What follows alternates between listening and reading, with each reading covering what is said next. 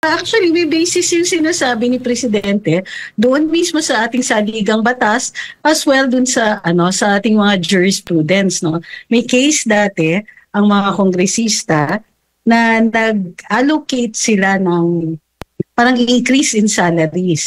Tapos nag-apply yon immediately.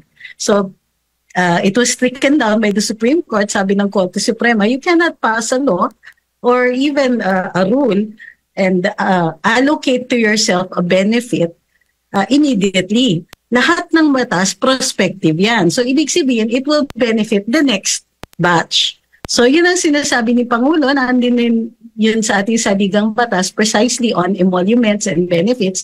Hindi yan pwedeng ibigay ng Kongreso immediately to itself. So it has to apply prospectively. So ang sinasabi niya is there seems to be an intention na kapag binago ang saligang batas, mayroong automatic na i-extend ang term ng mga nakaupo to accommodate the changes in the Constitution. So ang sinasabi niya, no, the Constitution must be followed. You are elected only for a particular term. Huwag mong dagdagan yan. Mayroon pa siyang do not dream of adding, di ba, to your term. So may basis yan kasi it's not fair.